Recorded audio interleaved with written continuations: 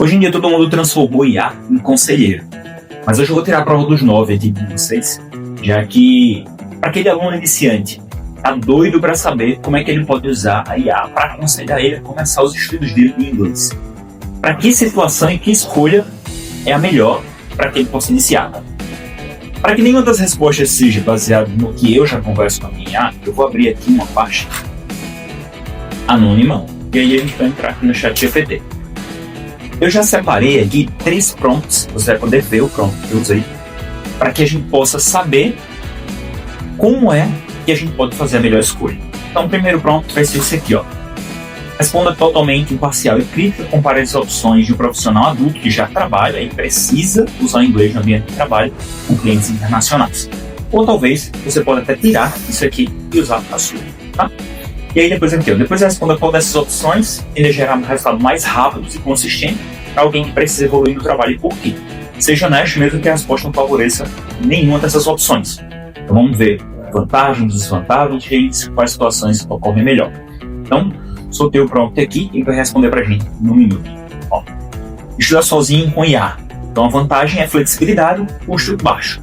Desvantagem, falta de feedback, criar hábito que vira erro, né? Disciplina exigida muito alta.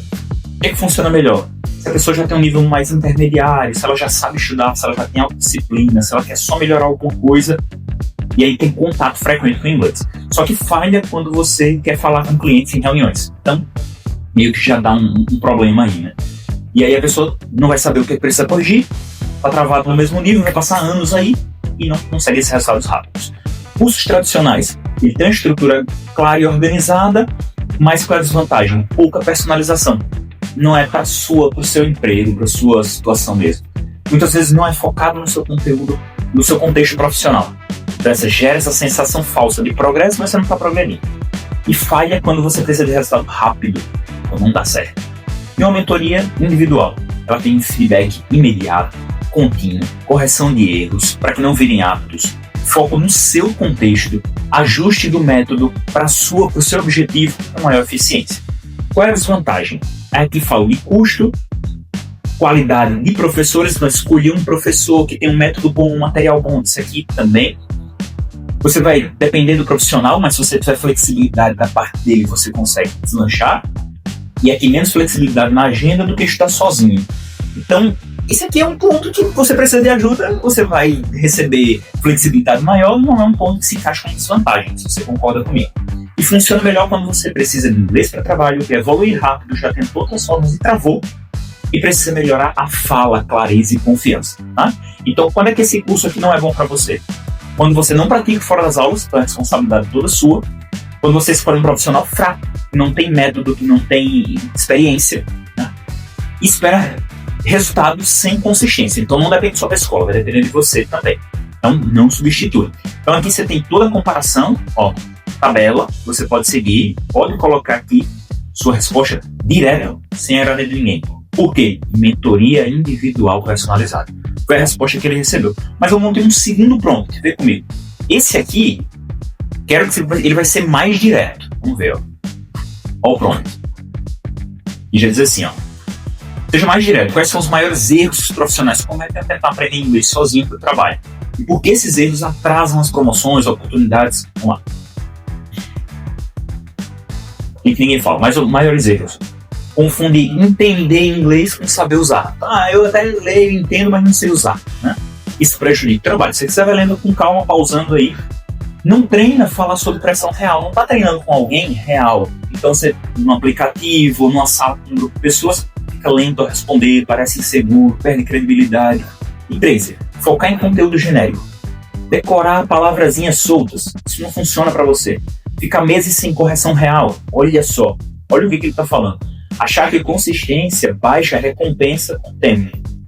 Eu vou estudar uma vez por semana e estudar 20 minutos por dia e quando der eu estudo. Esse tipo de coisa só funciona para hobby.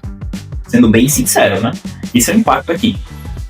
E aí você evita essas situações. Não vou me colocar na situação de passar por uma reunião, de fazer uma apresentação que eu não sei.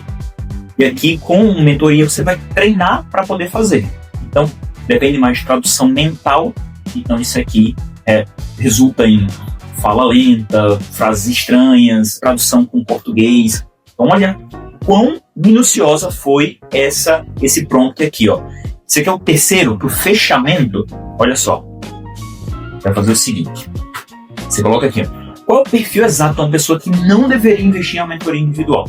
E quem é que deveria investir? Então, ele vai falar aqui, tá no modo anônimo, e a gente vai seguir, ó. Pessoas sem disciplina.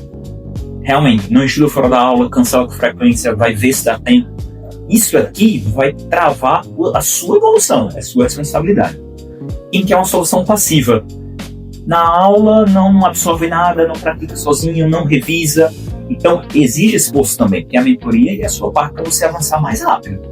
Uma pessoa sem urgência, um jovem, uma criança, essa pessoa não precisa de uma mentoria. Ela está numa turma que, em quantos anos ela vai fazer, o inglês dela não é urgência.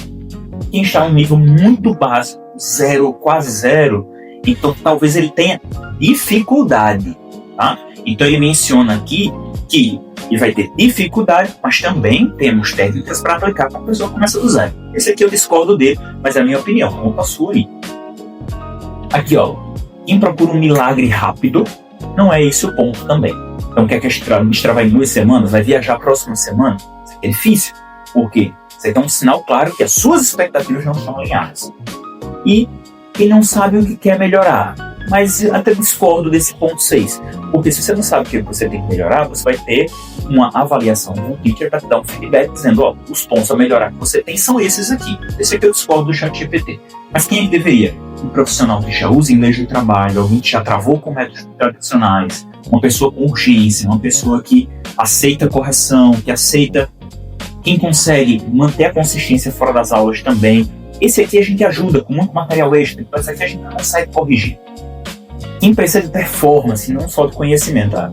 Uma criança sabe contar os números, mas não necessariamente ele sabe usar como objetivo. A diferença real, sem romantizar aqui, é o quê? Disciplina e base.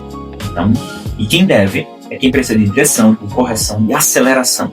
Então, isso é uma verdade incômoda aqui, tem um resumo brutal. Então, você consegue ver esses 3 prompts que eu coloquei, eu vou deixar eles aqui embaixo, para você analisar com mais cuidado. E você contar também com essa experiência.